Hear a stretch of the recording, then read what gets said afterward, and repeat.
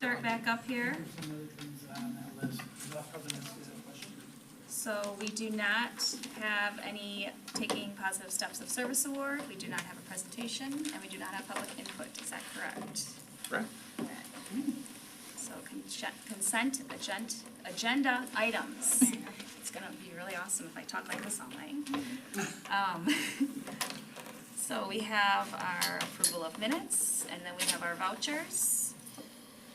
We have credit cards, we have our vouchers, and then we have our voucher cover sheet, and we have our fundraiser request with FFA fruit sales. We have our boys soccer fan clothing fundraiser.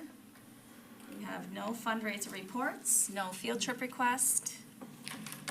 We have curriculum committee, the Lodi High School Hiking Club Activity Charter application for 2023-2024.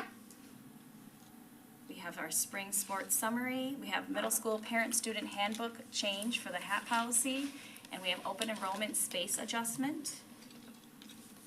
Resignations and retirements, no retirements. Resignations, we have building science coordinator, OSC educational assistant, high school PBIS co-coach, and JV assistant girls basketball coach.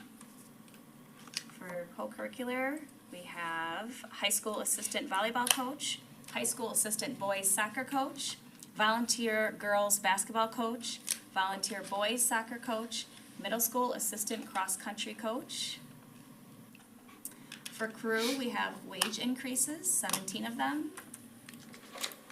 Regular staff, we have a special education assistant, we have swing crew, middle school Spanish teacher, 3rd through 5th grade reading interventionist, long-term OSC advisor substitute, 3 partials, long-term elementary school OSC physical education teacher substitute, primary school, elementary school OSC building substitute, and primary school special education assistant. For personnel other, we have 3 leave without pay requests and administrative professional improvement request. I will make a motion to approve the consent agenda as presented with the addition of the approval of Laura Ness as primary school special education assistant, Jeremy Beek as voluntary boys soccer coach, and James McKellar as assistant cross-country coach.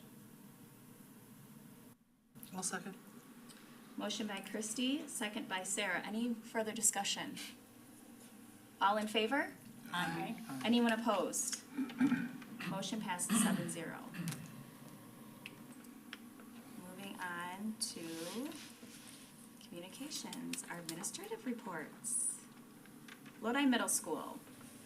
All right, good evening, board. So first thing on our middle school report is our new staff members. The most important thing that I do is select staff members for my school, because teachers are the most important thing. So I want to welcome these staff members. Angela Roberts is going to be a choir teacher at the middle school and is also going to teach at the elementary school for music. Jacob Trepchek is an 8th grade science teacher we'd like to welcome. Brian Bauer is going to be teaching life skills. Larice Flores is going to be teaching Spanish, and in the last few years I've been there, we had a teacher come from California, and we had a teacher last year come from Texas, and Luis is coming all the way from Chile. So I don't think anyone's topping that one there. It's halfway around the world, like, vertically. And then I also want to welcome Dawn Meyer, she started this last week as an administrative assistant in our building. So we're excited to have them be a part of our Lodi Middle School family. We have some parking lot modifications. So Christine Bacher had reached out to me with some concerns in regards to some safety issues at the end of the day with buses pulling into the parking lot. And really what the tail swing of the bus really made it so she didn't feel like it was safe anymore to enter the parking lot. Buses were sometimes getting stuck out on Sauk Street and not able to turn. So we've tried to do some things to alleviate some of that congestion. So one thing that we've done is on the east side of the parking lot there, so if you're looking at the map there, be on the right. Sure. Why don't you get up and show it on the screen? Sure. Thank you. So on the right here side, we've made this an entrance only, and you can see a line for this. So this is from Google Maps, so this is not what it looks like now. But this is the bus lane right here. So we've taken this bus lane and we actually moved it out 2 feet and brought it straight out all the way to the crosswalk. We made some lines there, and really what we did is we brought a bus up and we marked out like how far do they need to make a safe turn to make sure that these cars here are not gonna be blocking. And by the time we did that, we just said, this needs to be a one-way. So this is gonna be a one-lane entrance for cars right here, and then there'll be a bus lane there. And we're hopeful that's going to alleviate, those buses they were literally getting stuck, because they couldn't make a safe turn. What that means then with our parking lot in here is right now, everything is gonna stay the same, but these people we'll still be able to come in this way, but as you come down here, you will have to loop around, cause this is gonna be the only exit. Over here, this is going to be an entrance and an exit. So on the west side here, they'll still be able to make entrances from this four-way stop. But then we made it so there's 3 lanes. We made 1 lane so it's left turn and going straight, and then 1 so that it's going right. And actually, these are the actual real photos of what it looks like now.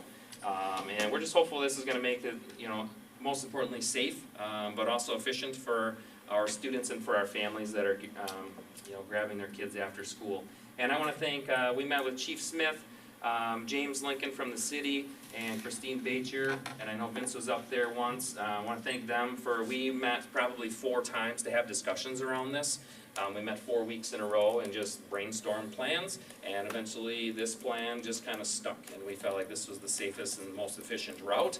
And there's also gonna be some signage put up here too, trying to help direct traffic. There's gonna be not an exit sign put over here so people won't go this way. I've already seen some people, I've already actually started going that way, and all of a sudden I'm pulling in a big loop around. But I'll get used to it, just like everyone else, and it'll take some training. I'm gonna send information out to families tomorrow, in regards to this, and then, we'll get everybody trained, and hopefully, there'll be some bumps in the road when we start, but we feel like it's gonna be the best, option. Will that entrance then before school will still just be how it used to be, or this is before and after school? This will be always. We had talked Okay. about that too, but then we just said that would be confusing. Yeah. So we're just gonna make it an always thing, and then. I think it's a great idea. And then we'll just adapt. If something's not working, then we need to go back to the drawing board, then it kinda is what it is, but we just felt like we need to do something. And I want to thank Joe Folks and Terry Roach. We got the designs put together, and they got the lines painted for us right away. So I really appreciate them, and they turned out really good. We borrowed some stencils from the city for the arrows. So we're pleased with how that turned out. What else? So that's the big things. Let's see what else is happening here. So summer meetings. I just want to thank all of the staff members that have been in this summer. Summertime is a huge time for us to really make a big impact in our district, because we actually have time to sit down and meet as teams and plan. Because when school's happening, school's happening. So it's really difficult when the plane's flying to make modifications. So I'm just really pleased. These are some of the teams that met this summer: student success team, scheduling team, PBIS team, SEL and advisory team, impact team. In addition to that, we had several curricular teams meet. Math met several times, language arts met several times.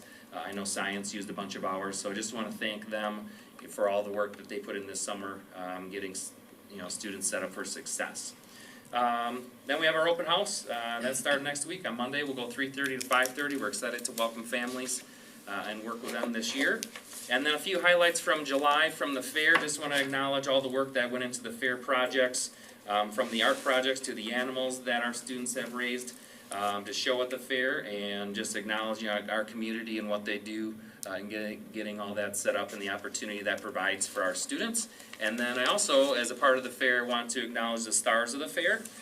So thanks to Dawn Collin for organizing Stars of the Fair. So she's a teacher at the elementary school, and she works with students with special needs and really sets up an opportunity for them to show animals at the fair. And this happened on Sunday, July 9th.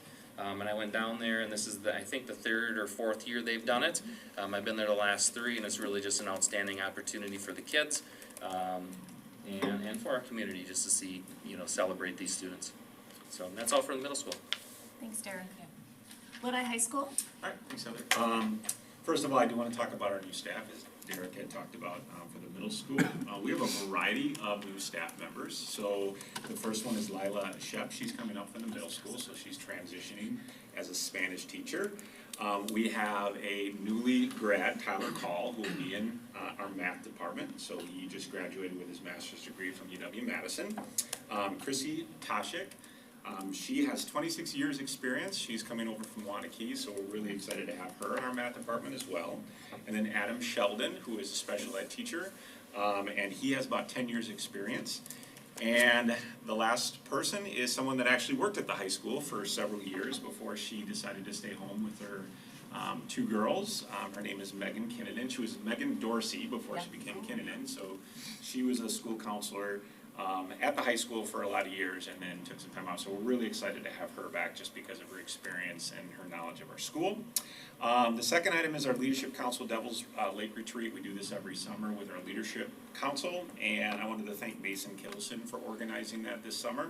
We had about 28 students that were able to go. The numbers have gone down over the years a little bit, so our goal next year is to get more kids involved and get more boys involved. So we had about 4 boys there. So I think that's one of the things that Leadership Council is really going to try to do, that is recruit as many people as possible, get more involved. You can see kind of the schedule for the day, so they did some team building activities and things like that. But it was a really nice day for the kids that were there. The next item is AP tests. So we did have our AP test last May. Here are the results. So you can see there's a couple things that you can see in some of the charts. First of all, the number of students that got a 3 or higher, or at least the percentage for 2023 was 62%. And for those people that are not as familiar with AP tests, a 3, 4, or 5, so it's a 5-point scale on the test. If they get a 3, 4, or 5, more than likely they can accrue credits in college, so 62% was pretty good. A high mark was 2021 with 68%. And then you can kind of see the school summary, total AP students, number of exams, AP students with scores of 3 or higher, and the percentage of total AP students. So you can take a look at those numbers. And then on the next page are student recognition. So you can see a bunch of students. Some of them, actually many of them are graduates, and many of them are 12th graders that earned AP Scholar with Honor, and AP Scholar with Distinction. I'll let you to read the definitions of those. And then this summer also our FFA got an opportunity to go to the state convention, so you can read a little bit about that. Highlighted was our former president, Paige Sweat. She received her state FFA degree and 3-star leader award, so we're really proud of her. And then I think most of you know the girls soccer team. It's kind of after the school year's done, a few weeks into June, so people, it doesn't get a ton of attention, but it was their first ever trip to state, so I wrote a little bit about that. It was really exciting for them, really exciting for their families. The fire engines were able to take them out of town. They earned the right to get there. Unfortunately, they lost in the semifinals, but it was a really good experience for them, and it'll definitely help build our soccer program, both at the high school and at the youth level. And then you can see the athletic calendar. Today was the final day for our sports starting, so boys soccer, cross country, and volleyball started today. And then I also want to mention, it's not in my report, we have our 9th grade parent orientation night this Thursday, starting at 7 to 8:30, gives freshmen and parents an opportunity to kind of walk through their kids' schedules and get acclimated to the school. And that is the high school. Thanks, Joe. Good night. Curriculum. So we had a few primary and elementary school educators and administrators recently attend a training with CISA 5 focused on recent reading research. And this training reaffirmed a lot of the great work we've been doing over the past few years here in the Lodi School District, and it also highlighted a few next steps. So I think one of the things we learned is that, for example, at the kindergarten level and the 1st grade level, when we're pulling kids into small groups, we probably should be using decodable phonics-based text a little bit more than what we have been the past few years. So that's something we'll be looking to kind of shift towards as we move into this upcoming school year. There's a lot of really good information that we learned there, and our 2 reading specialists attended that event as well. The curriculum committee of the board recently reviewed the 2023 Friday release professional development plan. Putting this plan together is always a balance between giving teachers the time that they need as well as engaging them in collaborative learning opportunities to move the district forward. Based on the listening session feedback that we sat in last school year, we made a slight adjustment to the afternoons of this schedule to give teachers an additional 30 minutes of planning time. So I just wanted the board to be aware of that, and that is something that we touched on during the curriculum committee of the board meeting. Today was our first day of the 2023 pre-session, we call it. We had a great morning with educators new to the school district of Lodi. They engaged in some get-to-know-you activities, took a tour of the community on a Cobeson bus with Mr. Chuck Purcell as our tour guide. They got set up with their technology. Thank you so much, Tyler Potter. And they had lunch at Fitz's on the Lake, which was sponsored by the Associated Bank of Lodi. We have some heavier learning days the next few days with them, but it's a great group, and we're so thankful that we got to spend time with them this morning. And then the last thing I wanted to just highlight is that we recently received $7,759 from the Department of Public Instruction through the state incentive grant. It's actually the Department of Workforce Development and Department of Instruction, both co-op that. And that is for having 11 graduates that completed either a youth apprenticeship or an industry recognized certification. And so the state has a pool of money, and every time you have a graduate who completes high school, we apply for this grant, and we indicate those that have completed a youth apprenticeship or industry recognized certification, and we get a certain amount of dollars. It changes every year. Sometimes it can be up to $1,000. This past year was, I think, around $700 or something like that. And though the intent of those dollars is to then reinvest those dollars back into your youth apprenticeship programs and your industry recognized certification programs to grow them. Awesome. Thanks, Nick. LCAT. Okay, so, this is the board report for August. So Narcan training was offered to school administration and the school board on Tuesday, July 11th.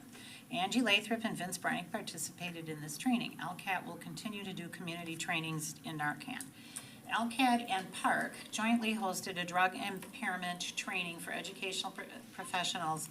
This training was held at the Portage High School on July 19th and involves staff from various schools within Columbia County. LCAT will be working to bring this training to Lodi for staff. It would be incredible. LCAT and Park hosted a joint planning committee meeting on July 20th for the upcoming Tom Farley presentation. The meeting was largely attended and including Tom Farley, who talked about what his message would be for the presentation. At this point, Tom will be providing a presentation to the community on the evening of September 18th, starting at 6:30 p.m. The 9th annual National Night Out event was held on Tuesday, August 1st in Harriman Park. This event was attended by approximately 400 people. It was a great family event which recognized all the hard work our emergency services do for the Lodi community.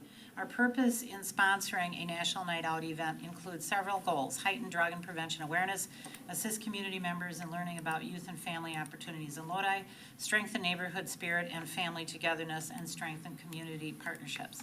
What was really cool is there was a setup on Narcan and Narcan training, and there was a gentleman who went to that table and asked for some help. Yeah, so it was good they were there. LCAT had 2 displays at Picture Night at the high school on August 3rd.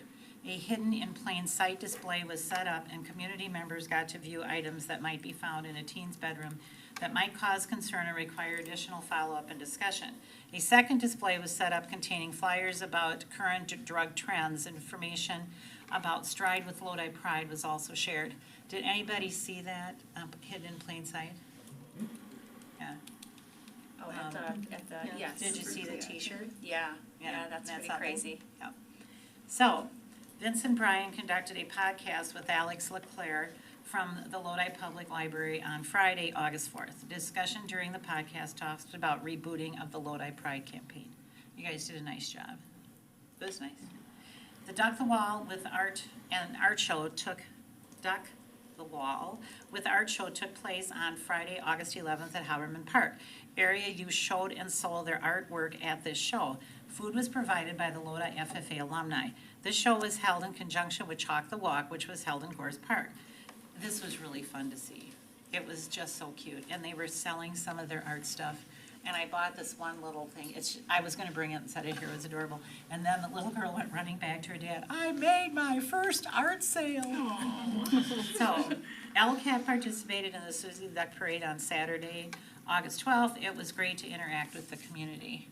So payroll was $54,000, supplies $4,729, purchase services $5,831, total $65,000, which is spent less than allocated because the drug-free community grant went till September 30th of 2023. So park grant will renew. Yep, there's a new DRI grant that was $18,000 and the SOAR was $10,000. And one thing I want to say too is Brian has talked about that Narcan training where he would be fine going wherever to do that. So if somebody's business wants to do it, or Yes. he's going to have more community events, I want to try to make it to one of them myself. But he says that he will go wherever. So if anybody's listening and wants that, just let him know and he'll set it up. So, and other people can join too, obviously. Thanks, Terry. Student services. Hello. Hello. As Derek shared, summer is a great time for professional development and training for our staff. I'm going to highlight 4 of those tonight. First, I have shared before about a reading intervention that our schools are using, which is called the Sunday system. So we've had various special education teachers, actually in all of our buildings, receive some of the training for this intervention tool. It's a very structured reading intervention that uses a multi-sensory approach to teach reading, and is typically used in a small group setting with students. Another is the Connecting Math Concepts curriculum. Our middle school special education staff is really engaged in this development. Again, this is an intervention tool used in a small group setting, focuses on math facts, procedures, application, and problem-solving skills. The district hosted training for our bus drivers from Kubusin in late July. We had about 20 drivers come, which was great. The focus of our training was building positive relationships with our students. We practiced verbal de-escalation techniques and learned strategies to support students when they might be demonstrating more challenging behavior on the bus. And lastly, 12 of our staff members received their training to be certified as nonviolent crisis intervention. This is a full-day training, and teachers learn how to match their adult responses to student behavior. And also, we practice non-restrictive and restrictive interventions during that training. Thank you, Adria. Lodi Primary School, Amy is not here, but I just wanted to mention, I thought it was pretty awesome that they had about 900 students participating in summer school this year. So it had a combination of Reading Palooza, Math Mania, wrestling, cooking, Minecraft, science fun, quilting, fishing, golf, soccer, tennis, swimming, theater, Lego Mania, etc. And then obviously to run all that, they had about 70 staff members teaching and supporting students. So I just thought that was pretty darn awesome and impressive. So next is, last but not least, Lodi Elementary OSC. Thank you, Heather. So, again, our board report starts off with our staff, and so we have some new staff to our building as well. Kayla Mender is back as a 4th grade teacher. You might have known her as Kayla Spurbeck. And then Nikki Schuneman is officially a 5th grade teacher next year. Garrett Schreiber, who student taught in our building last year, was hired to be as a 5th grade teacher. Angela Roberts is coming to us from Wanakee with a lot of experience in music education, and so we're lucky to have her not only at LES but also at the middle school. And then Tracy Jones is a special education assistant who subbed in the district for a while but has decided to come back full time. And then Kathy Klinke is our new administrative assistant, and Nadia Eakins is a brand new teacher, music teacher for primary school in OSC, and it's been great getting to know her today. And then Carrie Barr is our guidance counselor, and so we're welcoming some new staff. We still have one opening, OSC assistant that we're working on hiring, but otherwise we're ready to go. Like everyone mentioned, summer is a great time not only for some relaxing but also a lot of work that happens in schools, and so a big part of that has been focusing on learning for us and some changes that we've made. So in regards to literacy, you can see those there with the adoption of the MyView Literacy Program at LES, and also OSC's continued adoption with Ready Reading and Writing and then also their implementation of Sonde Phonics, which Adria had mentioned as an intervention, but it is also used as a Tier 1 curriculum as well.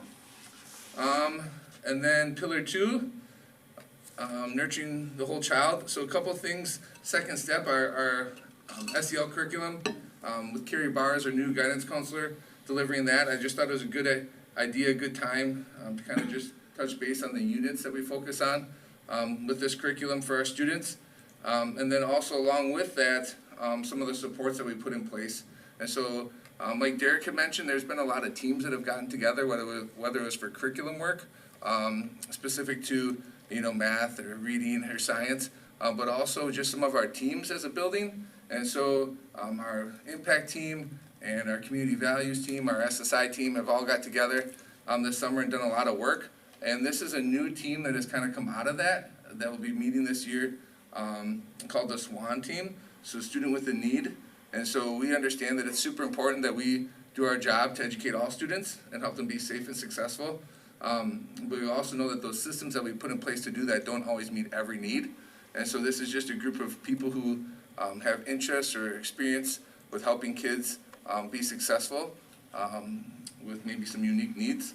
And so this team will get together as needed, but to collaborate to make sure that we set kids up for success.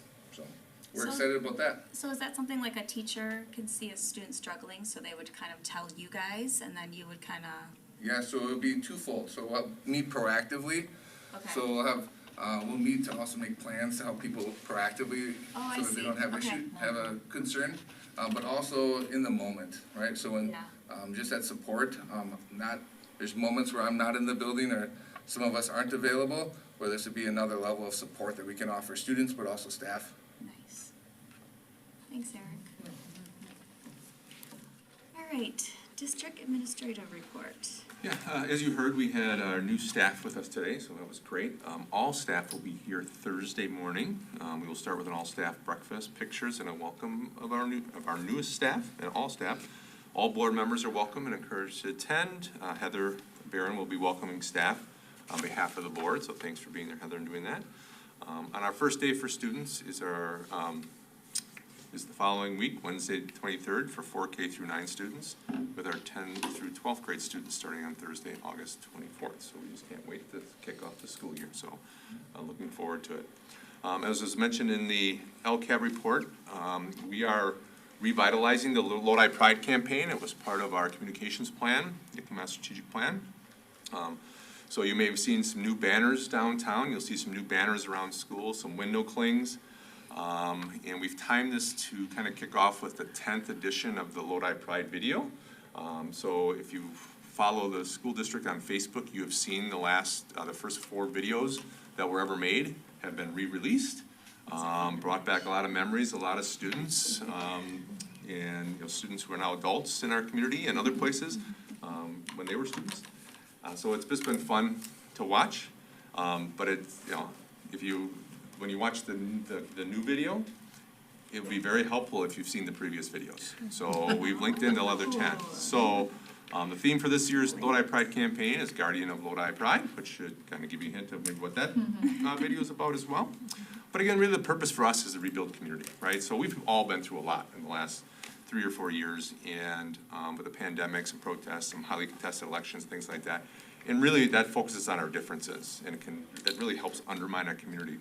And you build community by building stories of success, coming together around a shared cause. In this case, great education for our students and supporting our kids and focusing on what brings us together. So we're hopeful that this will help. Again, it just helps support our kids, and it's great for our staff, and it's great for our community. Track update. Today, the only nice thing about having a drought this summer is you get a lot of track work done. So they are actually a little bit ahead of schedule.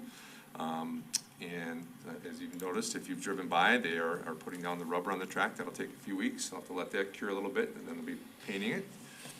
We will be planning some sort of ribbon cutting ceremony in September. We might even link it with homecoming week or something like that. But hopefully it'll be done here by early to mid-September is the plan.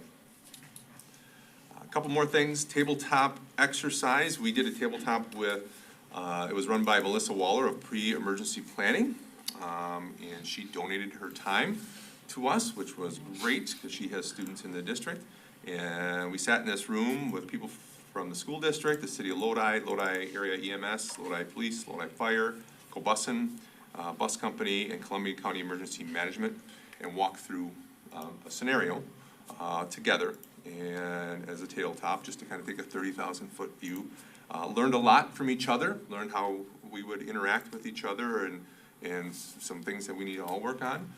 So we have an ongoing safety committee. We meet monthly with that group of people. But it was just really appreciate all the first responders taking that day and taking that time and having that conversation, because they are so, as we all know, they are so focused on serving our community. It was just great. So I just want to thank all of them. And finally, I got a call from Terry Kwame, the president of the Fair Board. He reached out, he wanted to give the district feedback on the football team. The team always helps the following Monday after the fair. They go and put picnic tables away and help clean up. And as Terry said, the football team doesn't know how much that means, right? That would take those people who've been volunteering at the fair all week long, all weekend, and it would take them another week to put everything away. And here come this football team who shows up with all these guys and just does whatever's asked of them. They're very polite. They're always looking to help. So just really appreciate the football team and their coaches for what they do. So he wanted to make sure that I shared that with the board, and obviously I gave Coach Pauls a call as well and let him know that as well. So congratulations to them, and thank them for demonstrating what Lodi Pride really is in action. All right, board president report. I'm better printing something out, otherwise I just keep talking. I know it's crazy, but school is starting in less than 2 weeks. Please remember that we, as a district, did vote for this early start, and this decision was the majority opinion. I, as a parent, love my kids home, but personally, I think this will be good for my boys. They won't admit it, but they are ready to go back. Maybe some of you are regretting your vote, or did not go with the majority vote, as your summer does seem like it's slipping away, but come in May, you might feel differently about that, enjoying an early summer. Although teachers are starting this week back in the schools, guessing majority of them have been getting classrooms, supplies, lesson plans, and all the numerous other things that we non-teachers don't even think about for quite a while now. Lodi has amazing teachers and staff, and we are so appreciative of all the time and effort they put into our children's education.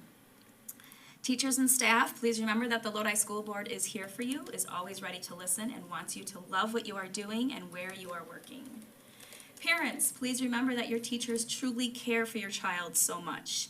Please listen to your child when they come home with a story, a complaint, a concern, and/or praise. But also don't forget that there is another very reliable source and possible other side to the story, their teacher. Also, the more positive we are about school, teachers, and staff, it'll rub off on our children and make every day better for them. Open communication is the best tool we have as a parent/teacher team for our children's success. Also, parents, enjoy the last little bit of summer with your kids as much as you can. Try to get them back to some sort of school schedule.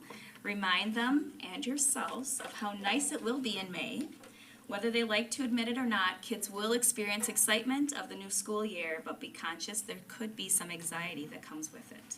Don't forget to slow down, take a breath, and realize that you only get a very limited amount of first days of school. Guessing we don't have a lot of students watching our very exciting board meetings, but please, parents, express to them that we are all thrilled for them to have a successful and fun year, and we will always put them first. All right, so now we have our board collective agreements discussion. So in the summer and fall of last year, the Board of Education worked through a 3-part professional development series with Drew Horwick. One of the items that came from that work was the establishment of collective commitments, which were represented a pledge to oneself and other board members. These collective commitments are on the table in front of you and are at every board meeting for you to reference. As part of the collective commitment process, the board committed to reviewing the collective commitments twice annually, once in the summer and once during the board's self-evaluation process in December and January. Therefore, the board needs to review and reaffirm these commitments the members made to themselves and to others. I have shared a potential way for the board to review the document, but it's your document, so however you, as a group, want to do it, is really up to you. I kind of broke it up into people reviewing different pieces, but again, it's really up to you guys as a team, because they're your commitments. Yeah, no, I felt it was probably good if everybody else is good with it. So I guess just to kind of, like you kind of went over it too, but basically we met with Drew. I thought it was awesome when we did that. We kind of got to know each other more, and we went over and made this whole plan. And it's awesome reminder sitting there thinking about what if you want to discuss something, just pausing for a little bit, listening to people, trying to understand their point of view if you do disagree. And then we decided that we probably don't need to do this every year, but maybe every few years, kind of something similar. Maybe either have Drew come in again or even do our own little deal and then kind of have somebody running it. So the first paragraph is the Lodi School Board has established these collective commitments that represent pledges to oneself and to other board members. They are created through open discussion and a thorough multi-step revision process. Board members will uphold these commitments and hold their colleagues to them as well. The board's collective commitments will also become part of all new board members' orientation. During the board's December self-evaluation and July meeting, the board will reflect on how well the commitments are being observed. These check-ins are included on the board calendar and will appear on the meeting agenda under boardmanship. Who we represent. 1,500 students with the understanding that students can be individual or categorized into many different groups. For example, third grade, gifted, athletic, artistic, high school, IEP, special ed, poverty, from Columbia County, from the town of Vienna, and on and on. And that we need to consider all of these groups and individual students equally. We also need to understand that these students are not experiencing the same K-12 education that we did. They are immersed in technology, gaming, and online social interaction. We need to seek to understand their perspectives on the agenda items we discuss. 225 employees. Without staff working directly with our students, we don't have a school district. Understand each staff member's role or roles in the district and how they interact directly with the students. Parents in the community. Forming authentic partnerships based on trust and communication. Our parents and community also can be individual or characterized into many different groups. We also need to consider all of these groups and individuals equally. Prior to board meetings, endeavor to attend all regular and special board and committee meetings, monthly meeting, finance and facility, policy, curriculum, contract and review, and other assignments you have agreed to take on. CISA 5, OSC, LCAT, co-curricular report, etc. Come prepared to meetings, having read all materials and board docs and emails that pertain to the meeting. Clarify any questions or concerns on agenda items with the administration prior to the meeting.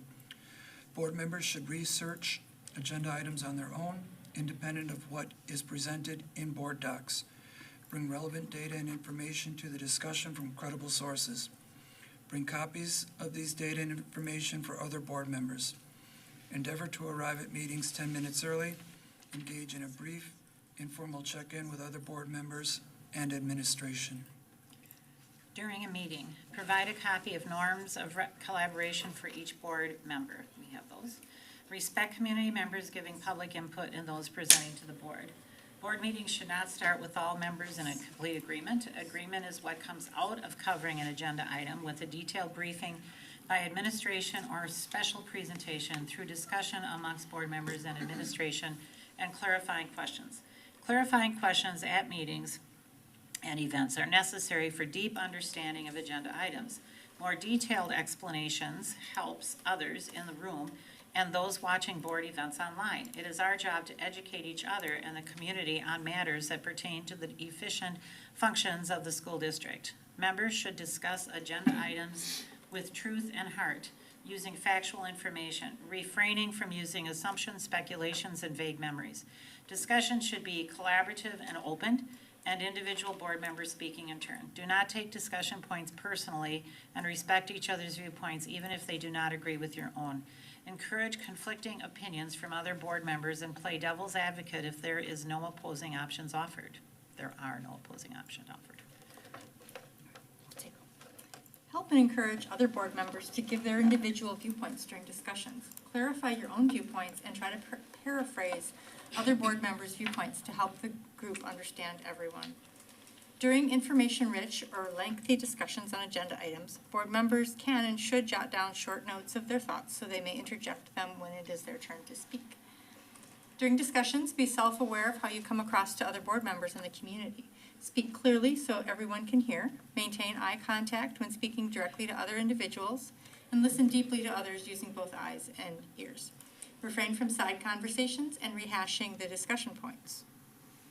Having a thorough and open discussion is the ultimate goal for each agenda item. It is okay to leave an agenda item and not be in agreement with the final outcome.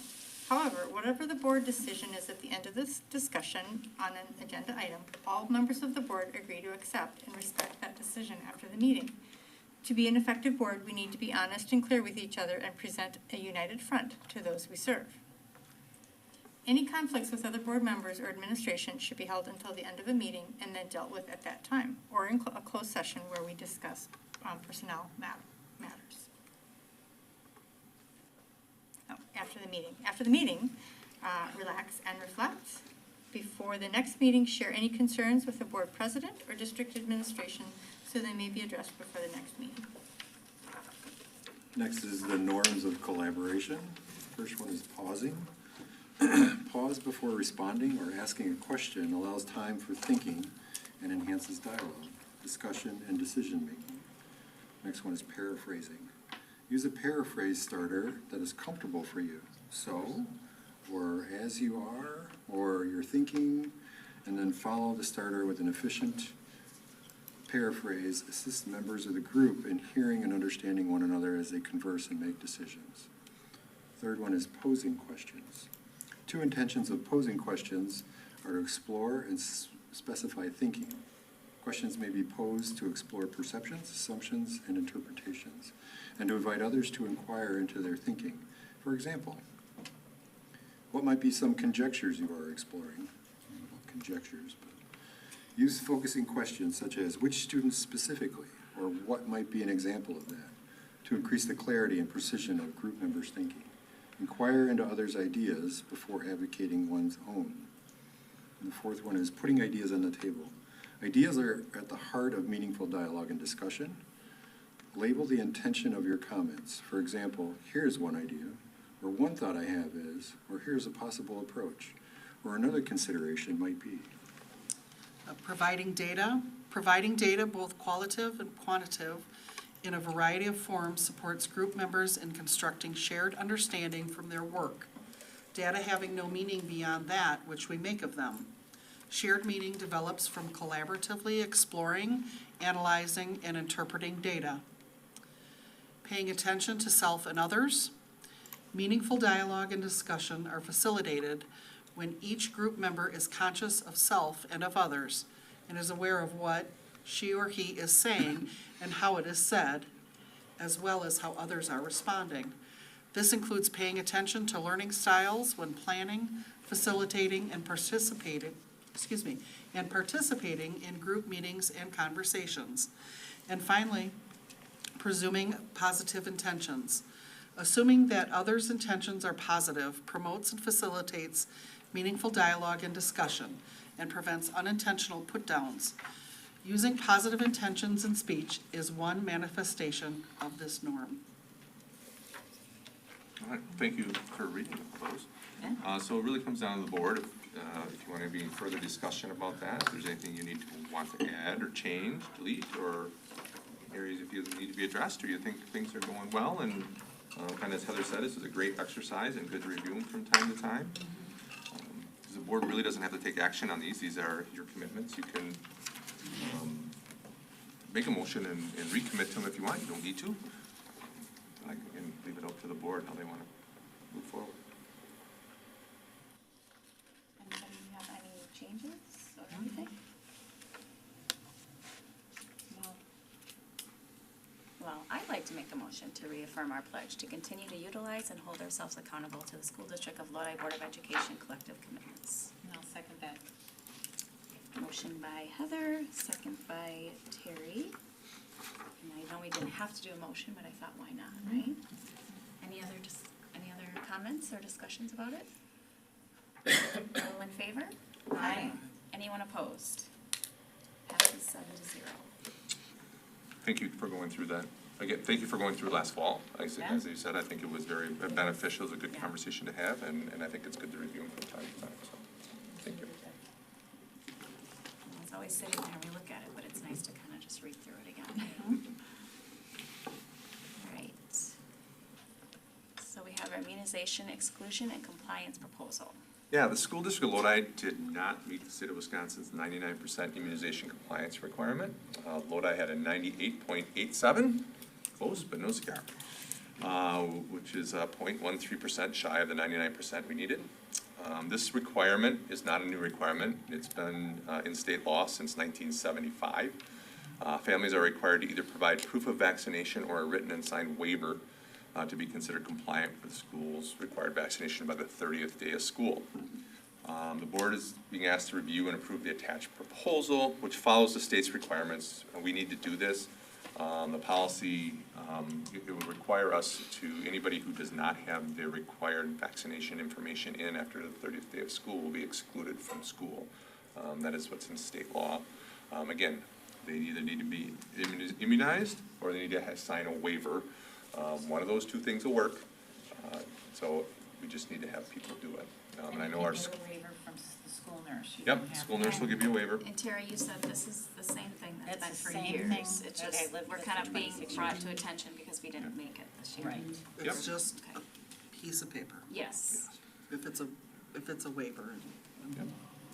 So I would ask the board approve, it just gives the school nurses, when they are following up with people and people are pushing back, it's like, it's not only a state requirement, our board has also approved this. And that's what we'll move forward with. Make a motion to approve the immunization exclusion and compliance proposal for 2023-2024 school year with the exclusion of all students 5K through 12 who are not in compliance with the state vaccination requirements after the 30th day of school. I second that. Motion by Angie, second by Terry. Any further discussion? I just had a question, I just thought through the legality of it, because I heard you just say it's written in state law that we can exclude them, We have to. because we have to You have exclude to. them. Yeah. It's I not thought we I can, saw we have wording to. saying that we can decide to We- do it so that we can maybe push them, like, is it excluding the rest of the We- year, they never come back? So we have to exclude K through 5. 6 through 12, we can decide. Oh, that's. Our recommendation is that we move forward, because 6th grade is one of those that trips us up a lot, because there's Yes. new vaccinations needed 6th grade. So the recommendation of our school nurses is we do them all. They are excluded until they get their paperwork in, They are. right? So and again, all I have to do is sign a waiver. And the waiver's at school. All I do is get a waiver and says, I don't wanna get a vaccination, and you can come back. It's just getting the paperwork in. And we talked about at the committee level, the committee approved this, the policy committee reviewed it as well. Like, we have some people who haven't registered for school yet, Legal version. right? We call them, oh yeah, I'll register, and then they don't, right? And we follow up and we follow up. And same thing with the waivers, like the school nurses are going to people's houses and doing it. So we will do everything we can so we don't have to exclude anybody. But we won't have a family come back and sue us because we wouldn't allow their child in school. No, because we're following state law. And would it ever get to the point then that child is truant or Yeah. expelled, or like So how you far can could it expel, go? so talking to our legal counsel, the next step is expulsion. They don't know if anybody who's ever got there, because Right. again, all you gotta do is sign a piece of paper. Right. But that's a possibility, right? You're out up to 10 days and then you could be expelled from school. Sure. Well, times have changed and I could just imagine some people may not want to. Yeah, Well, again, and the and school it's, And I just requirements wanna are know the right there. ramifications Yeah. and be very upfront with our community that is listening, like Absolutely. this is not, it's, cause as I read it, now I remember 6 Mhm. through 12, but, our hands are really tied because we are told to do this, Yep. and Yes. then it could affect your child's education forever, so. Right. so our Easy nurses, fix. Yeah, If you sorry. don't want to, you just sign the waiver saying. our it's not nurses like work it's- very hard to get these waivers, or get everything done. Just like when Terry was a school nurse, she worked really hard to do this, and that's nothing new. We've been always having to work really hard to get to that 99%. This is the first year we haven't got there, and again, we just missed, 0.13%. But that's the steps we have to take. And usually, Christy, it's not that there's a child that has no immunizations. What it usually is they're just late on something that is. They haven't gotten their physical or something that year, Right, probably, or. and so, but like I said, what you need, the references are right there as far as it's not every vaccination, it's your childhood vaccinations and. And none of those are If you new. don't want to vaccinate You your just- child, sign They the just waiver. sign the waiver. Right. Yeah. It's not stating that you have to vaccinate if you don't believe in them. Wisconsin is one of those states that allows people to sign waivers, which is nice. Any more discussion? I will make a motion to. Oh, There is a Made motion. Oh, is there a motion? Motion's on the, There's already a motion, someone second. motioned And to it's been table. seconded. Oh, Yep, you're good. oh, you're right, sorry. It's all in favor. So all in Sorry. favor? My motion. Aye. Anyone opposed? Motion passes 7-0. All right, we have the middle school vape detectors. The board approved vape detectors for the high school restrooms and locker rooms at their June meeting. The middle school would also like to install the same type of detectors for middle school students, again, to prevent students from using vape products in school. Facility and Finance Committee of the board reviewed the proposal and unanimously moved it to the full board with the recommendation of approval. These detectors will be funded through ESSER 3 money. The other thing that'll help backfill that as well is we still have some Jewel money that will be coming in, but it's coming in down the road. But again, a lot of schools, that's how, we talk to other schools, that's how they're putting these devices in, is using ESSER 3 funds. And we talked about too that there will still be signs saying it, so if an adult, The middle school will follow the exact same protocols that the high school has, yeah. with signage and how they handle it when they go off. I'll move to approve the 3-year quote with components and installation of the Vercatus vape detectors at Lodi Middle School to be funded through ESSER 3. I'll second that. Motion by Christie, second by Scott. Any more discussion? All in favor? Aye. Anyone opposed? Motion passes 7-0. Next. Just a couple. First. Just a couple. Yeah, just a, Right, I just a volunteer. I few. see why you two sit next to each other. First read policies. Yeah, so let me go through just an overview and then we can get a discussion going. The policy committee met on August 9th, continued to work on current policy work, as well as transition to OLE policy. The committee reviewed 2 policies that were sent back to the committee by the board in July, made some changes and unanimously moved those 2 policies back to the board for recommendation of approval. Changes on those policies were highlighted in yellow. It was policy 7530.02, staff and school officials' use of personal communication devices, and policy PO 754002, web content apps and services. So before I go on, any questions about the policies that we brought back from the policy committee? Yeah, I do on 7530.02. Okay. So all of the changes you made are great. There's one thing that would be on page 3. I'll bring it up.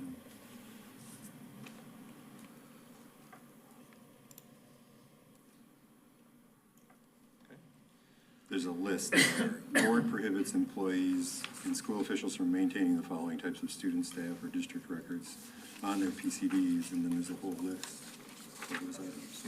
Social Security, driver's license, credit card. So staff have their credit cards on their PDs, their PCDs. Their driver's licenses are on there. Their financial accounts are on there. That's what people use these for today, so we can't prevent staff from putting their own, so there would, some sort of wording that says you don't want staff to maintain district social security numbers or driver's license or student stuff. Does that make sense? Right, because Yeah, their so you- own stuff should be able to be on there, 'cause we can't prevent them from putting their own stuff. So something that would say the board prohibits employees and staff officials from maintaining the following district information on their PCDs. That makes sense, perfect. So if I made that change with that. So take out types of students. Yeah. You're just taking out a few words though. Yep. Because I think that was the whole intent of it anyway, was to keep the district stuff off your phone and, personal. Do you have that policy with you, Adam? I do. Okay, I have it. Yep. Thank you. Otherwise, I've got it. I could write on my screen, it just doesn't. No, it's right there.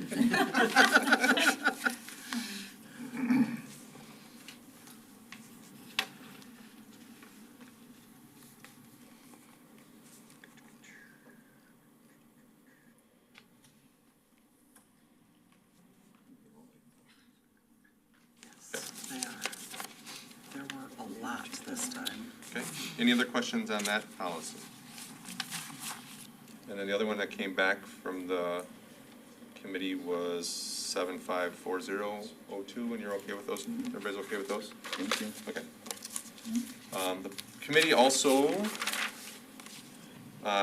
reviewed and unanimously moved to the full board the recommendation of 47 Neola policies that are listed in board docs. The policy committee reviewed and moved to the full board with the recommendation of approval policy 8800 religious activities and observances, but that was on a 2-to-1 vote. So in an effort, I think we're gonna probably have a discussion on 8800, so maybe if there's any other questions about any other policies, maybe we have that first. 8210 8210. is on here somewhere. There's so many of them. School calendar. I just have a question. It says classes shall not begin prior to September 1st except when holding year-round school or when so authorized by the Department of Public Instruction. I'm looking at the wrong number. Need that line? What number? 'Cause 81? 8210. There it is. I'm looking at 8210.01. Yeah, Throw me Second off. paragraph. just a regular one. Probably because it's a state law. Yeah, We can that's leave right, that. it's out of state statute, would be my guess. So that any other boards don't try to make it start before. Yeah, we can't start before September 1st without, Without the DPI. well, but we have But we authorization have an from authorization from DPI. DPI. Right, we did that process. You have to have a waiver, otherwise you can't start. And I know with DPI, again, as Heather talked about school starting early, DPI has made it very clear they're not offering as many waivers next year as they have in the last couple of years. so- Sure they are not, Jess. so- I got this one. Well, I'm glad you said that, because that's what I've been getting is, are we doing it next year, are we doing it next year? We'll have to wait, first of all, we'll survey the community and then we'll Yeah. go from there. But all that And banks on a even if waiver. you surveyed the committee, what you're saying is DPI could say no? Right. Right, that's what this policy says. Okay, Yep. anything else on that one? Nope. Okay, 8405, which is Environmental Health and Safety Program. okay. Yep, Just a reality. So it says Indoor Environmental Quality Plan, the IEQ, which is in the second paragraph there. The board shall designate an employee. I don't think the board's gonna designate an employee. You may designate an employee. You may ask the board to do it, but we're not gonna do it, so. it should be the district administrator. I think it should be you. We will never remember. doing Thoughts it. about that, other board members? I agree with that. I'm good with that. Do you have that policy, Adam? Yes, it's all yours. So if you have it, I can make that. Oh, wait, I have another posted on there. Why do I have two? I don't know. Oh, no. Oh, it says, on the second one, it says immediately banned from use of on board property. We don't, the board doesn't have any property, school district property, that's. Yeah, well, we had this conversation actually at the committee level, like, when they say board, they mean district, It Right, means right? So anytime you talk about the board is gonna do this, because we had a conversation Yep, about that, and I yep, was like, we well, the did. board's not doing that. Well, that's when they say board, they mean district. I know. Should it say school district? I know, I wonder why they do that. Because I think over the past, it was literally, So you it- are the people, you are the seven, and you are gonna make this, right? Yeah. I think it's And loosened because they up. talk Well, I can about just say district board owned administrator. property or Right. whatever. I'm like, wait, I own stuff? Yeah. Administrator. Didn't know that. It's good to know. It's my desk. My chair. I can change it to school district property on this one. Just makes so much more sense. You're Okay, suggesting everybody okay we with go that for every change? single policy. That's all I got. Okay, anything else? 8800. Okay, so we have 47 other policies and everything that, so they will go through, and then we'll talk about 8800. So, for 8800, we had a conversation about this at the policy level. As I said, it was a 2-to-1 vote. Board members have received a couple emails about this as well. So in an effort to give you the most up-to-date information in this area, you see two other documents in board docs. One was a legal opinion from Neola's legal counsel, just sharing his opinion that this policy is up to date with the most recent Supreme Court cases and other court cases around religion in the schools and the work and in the workplace. And policy 8800 restricts activities engaged while on duty and while acting in the scope of job duties. And the attorney gave a couple examples in there. For example, a prayer an employee says before eating their lunch is not done while acting within the scope of their job duties, so that's okay. Inviting students to come in and say a prayer with a teacher, for example, again, introduces the authority figure as endorsing religion to the extent permitted, extends the support of a government entity. So when they're in again, you can say a prayer when you're by yourself, or silent prayer. You can't when you're engaged with kids. And then just talks about the religious cause of the United States Constitution and Wisconsin Constitution is unique, that they involve that tightrope of what's permissible policy, but both avoids the appearance of official endorsement and does not unnecessarily restrict one's right to free exercise of religion. So for example, a teacher wearing a crucifix or a Star of David or a crescent moon does not, to any reasonable person, suggest that the school endorses those religions. So prohibiting those would infringe on free exercise rights of that teacher, free speech rights, because those rights do not encroach on others and is articulated in the Establishment Clause of the Constitution.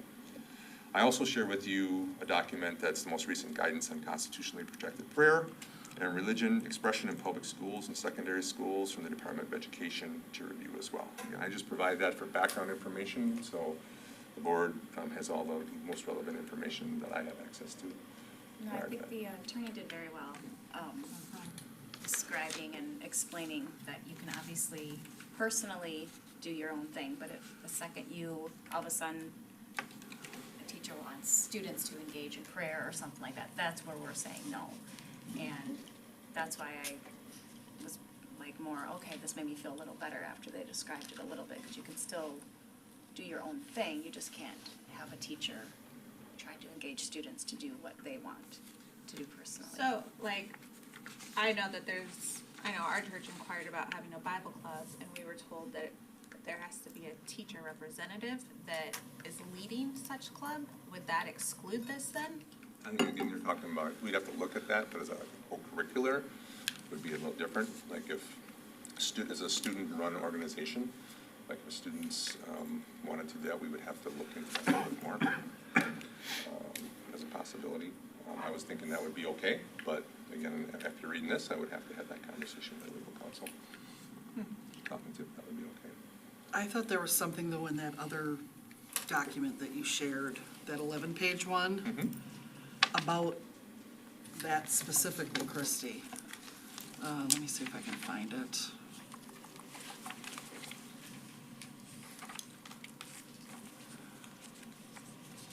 I should have highlighted it, sorry. Is it in the attorney's opinion? No, not the attorneys, So it's it's the other one, 11 it's the page. guidance on constitutional protected. Is it organized prayer groups and activities on page 4, maybe? Yes. So page 4. Yes, Yeah. yes, that's it right there, B. B on page 4.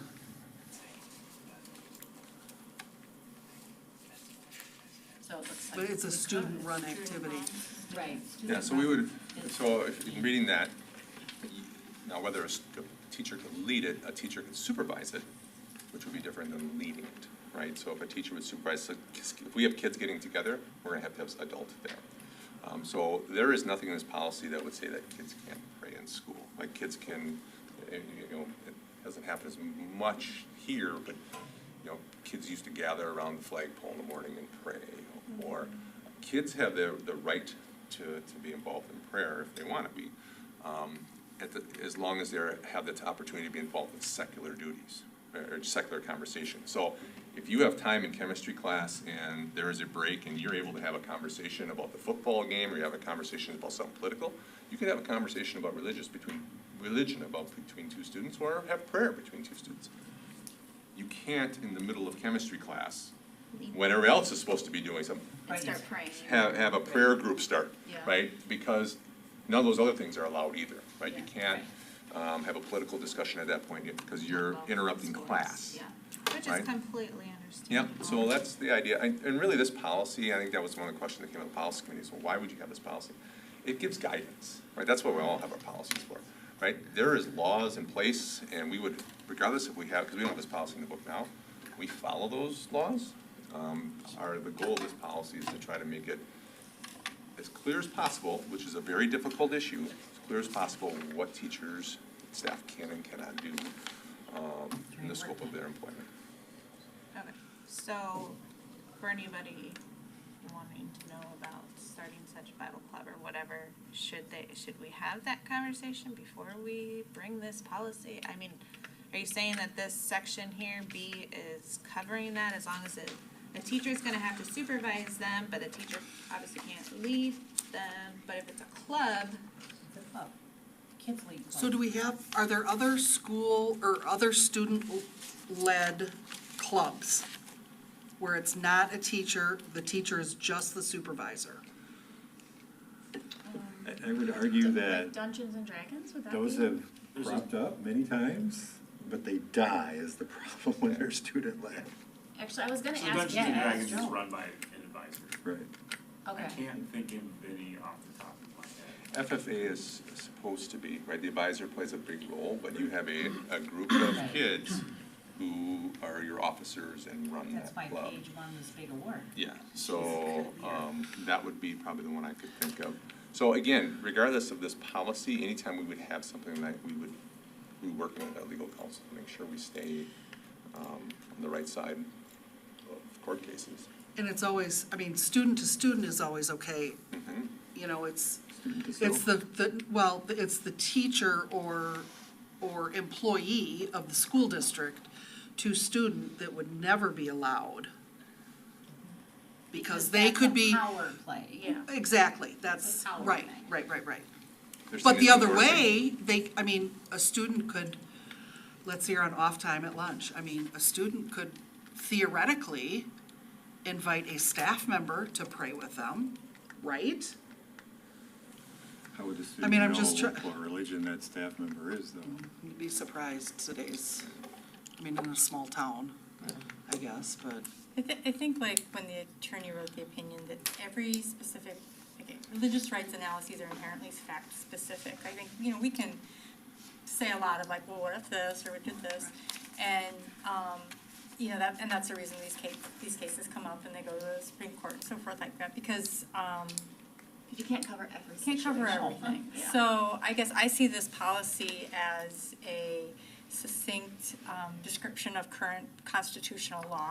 We're trying to give enough information that teachers can have some guidance, but not so much that we're trying to cover all these different specific situations. I mean, it's obviously it's impossible to cover them all. Yeah, It and- does stimulate some interesting discussion though about like, what if students wanted to do Yeah. this? But this policy is really does not have students, like this policy is really about staff. Right. Well, I guess there's a student, it's more about like what staff and administration can prevent students from doing or not prevent students from doing, but Yeah. it's primarily a guidance to staff.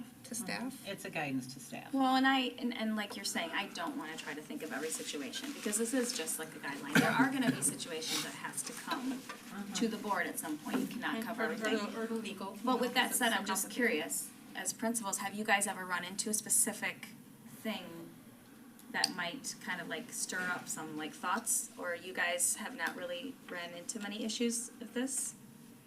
I have not, but Okay. I haven't been, maybe ask Vince, because I haven't been an administrator that long, but I have not, Okay. And this is principal. religion only. Right.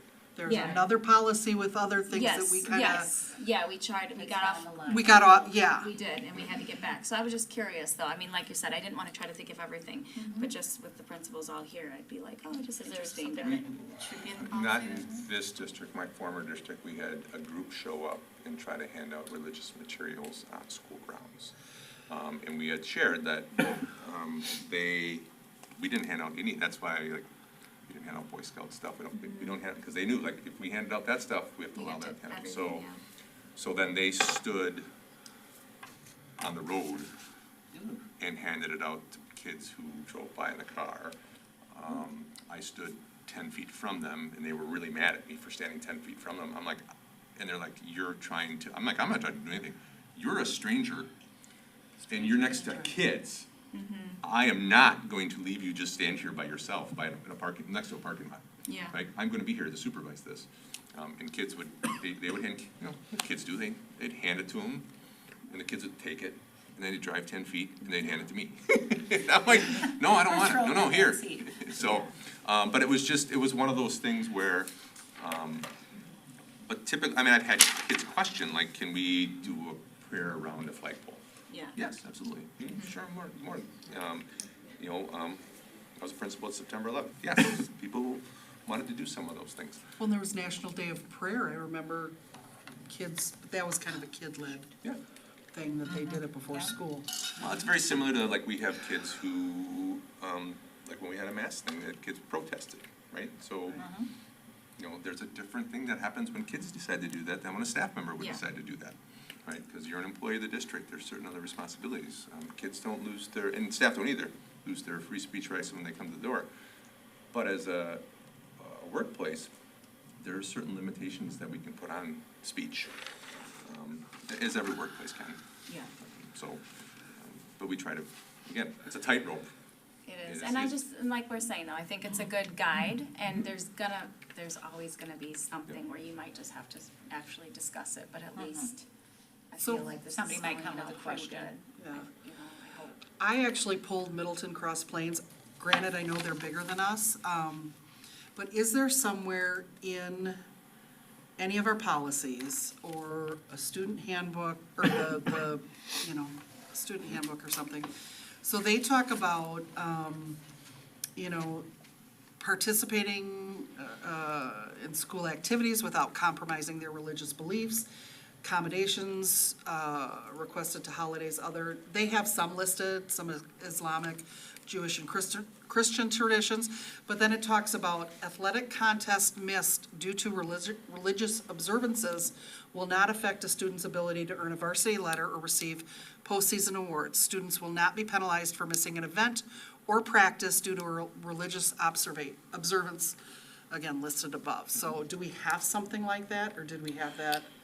I think that might be coming Okay. in the, I just think it'd be. 5,000s, I believe. Yeah. There was something, I feel like something it's, that, yeah. but It was in the Wednesday night activity thing that had language like that, but not that. But it does, it's not that Right, specific. yeah, I guess that's what the Wednesday night thing, but, We you know, have that, but we don't have anything that's that specific. I No, know it was I not had somebody that email me about the specific days of Middleton's.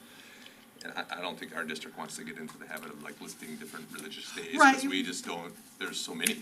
I mean, And right, what's right, an right. I think important that's where religious holiday to somebody you requests, is not and then available. you Right, miss one, and, then yeah, so I'll just, on the committee level, I kinda dug in my heels and I said, I'm not comfortable with the whole policy as written, I'm okay with the first sentence and the third paragraph. After kinda digesting and reading, I read what Vince had forwarded, both from the attorney and the 11-page guidance thing. I'm comfortable with the first 4 paragraphs. Anything after that, in my opinion, can be stricken.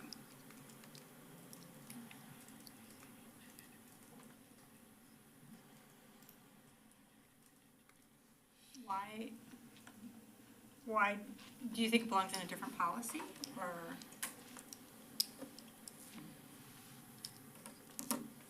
I just don't think it needs to be there. Celebration activities involving non-religious decorations, that's.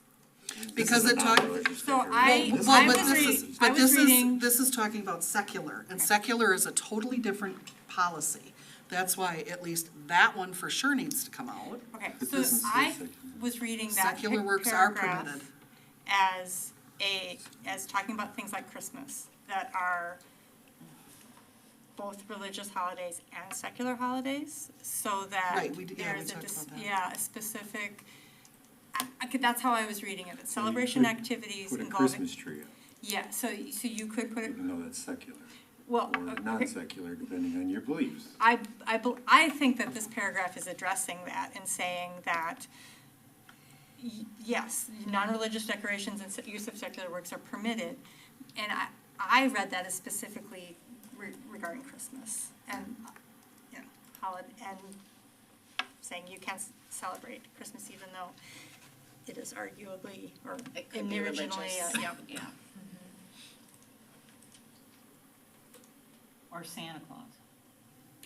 I mean, a baccalaureate service isn't always, I mean, granted, it came from was it Catholic? I mean, it was a Christian thing, Yeah. maybe Catholic, I I don't don't know, I know, had but, it in my Catholic I high mean, school. now, It's a you know, mass. when you, I when thought it was you a mass. research it, it's really not as, But we don't, so we much don't as have it. religious. I mean, I just don't think it needs to be in there. I don't like that celebration paragraph, I don't like the way it's worded, I just,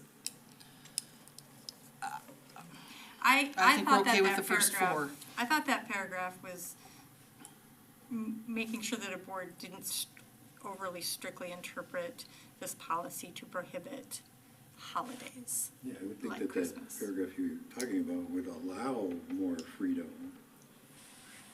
Because there was a time I remember when, and I'm, going back, Not loose memory, but, like, they weren't having like, I'm trying to remember if it was Halloween or something. Nobody was gonna have any celebration at Halloween.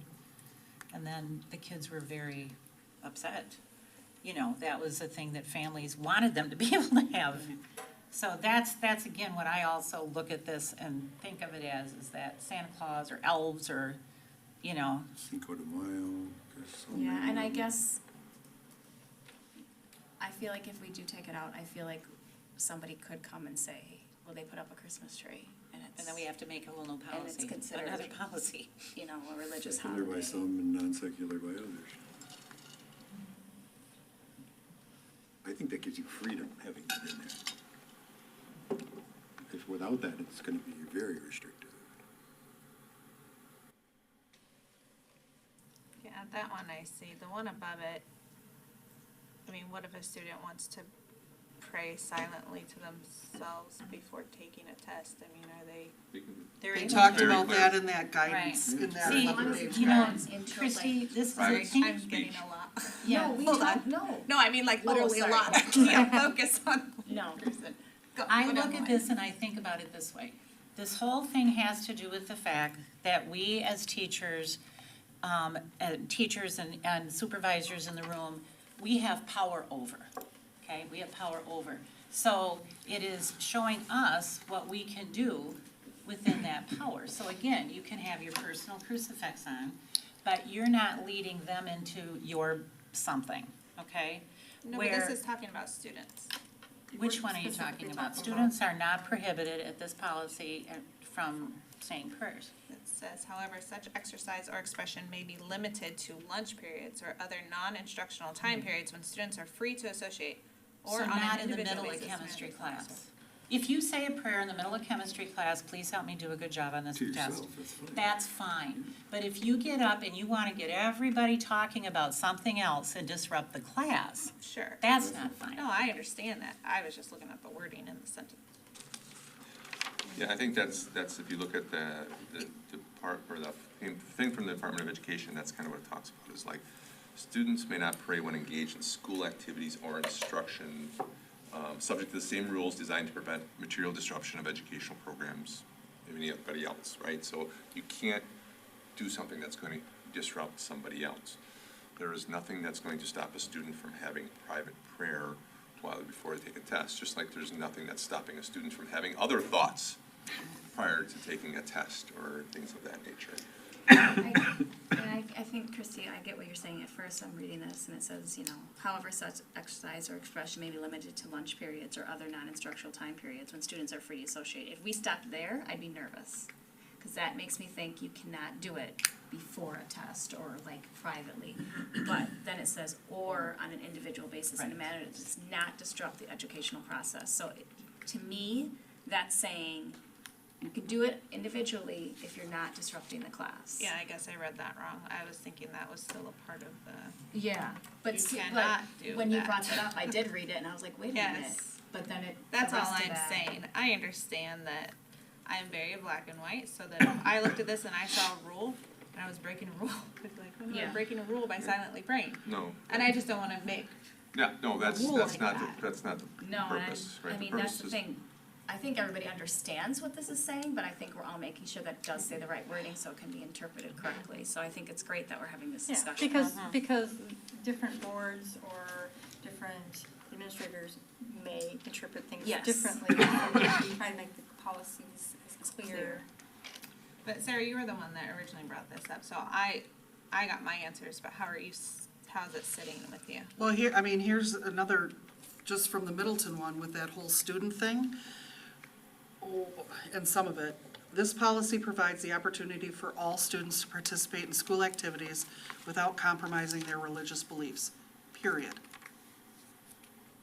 I like that too. Yeah. That's I mean, you like that better for a last sentence, is that what you're saying, or? Well, I don't like the last sentence, the second to last sentence, or.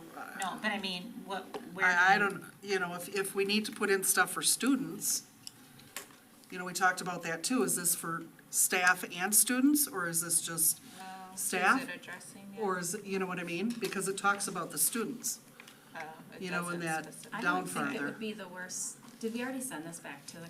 No, this is the first read. I'm kind of thinking we should send it back, because I like that statement that you just said. Well, and I was gonna try and pull others just from the state, but I ran out But of maybe time. rewrite a little bit of this, maybe not necessarily take too much out, but add that at least, because, So, do they have Neola policies? One of Yes. The reasons. So where did that one come from? What number was that? Because we haven't obviously gotten to that one yet. 8,800 out That of one's there, Middleton. 8,800? Out of Middleton So- is 8,800. Okay. So my guess is just like Middleton, right? So we do the same thing. Sometimes we Right. morph our other Right. policies into these policies. Sure. So it sounds like Middleton added pieces of So their we old could, policy we into could do theirs. something on that order. Yeah, you guys have the opportunity to do that anytime you want. I have two things. This is exactly what Neola's policy is, other than what you crossed off, the Yes. and AG, okay, without being, yeah. Number two, Scott, I'm curious what your thoughts are, if you don't mind me asking. Well, to your point regarding the last 4 paragraphs, if we count the last 2 sentences as paragraphs, I agree with Adam that I think that the paragraph that begins with students provides some of the protection you want for the students in the district. I don't have a problem with a paragraph that begins with celebration. To your point, Sarah, I think the last 2 lines are a little bit redundant and probably could be stricken without affecting the policy. I think that those last 2 lines are covered with what's written above, so if you feel like you don't like some of the things that are in it, I guess I would, to what you brought up, I would agree with half of what you said, and I would say that I don't have a problem with, if we're numbering those paragraphs at the end, 1, 2, 3, and 4. Right. 1 being students and 4 being the board shall not include religious convictions. I'm fine with 1 and 2, and I think 3 and 4 could go, because I think they're covered above. And if you want to put the line in that you just read, I personally wouldn't have a problem with that either. Adam, That's what I think. Yeah, so this particular, the reason we went to Neola policies is because they're so vetted and they're so protected that we don't have to do that anymore. And so this is a very dangerous one to change, so be careful how you change it, is all I'm saying. Because this is one where people will try to nail you on. Nail you on as how? Are you following this or not following this? Can you give an example? I guess I'm trying to think of all The world is no kind of. longer just religion No, I know. and this, it's huge now, and people are coming up with all But it's kinds not of black and new white. religions just to spite the other religions, and it's crazy. And so, this particular one says, shall not conduct or sanction a baccalaureate. So I had to look it up, I didn't know what that is. It turns out in the United States, that's just a religious service in conjunction with graduation Not anymore. ceremonies. According to the dictionary, Oxford Dictionary, it's a religious service in conjunction in the United States. And again, if you did do that, what religion would you do? There's so many of them today, how would you include a religious service? There'd be 9, it would take longer than the graduation to cover all the religions. So, I'm just saying, if you change this, right, that's what the committee's Right. job is. In the United States, it means a religious service.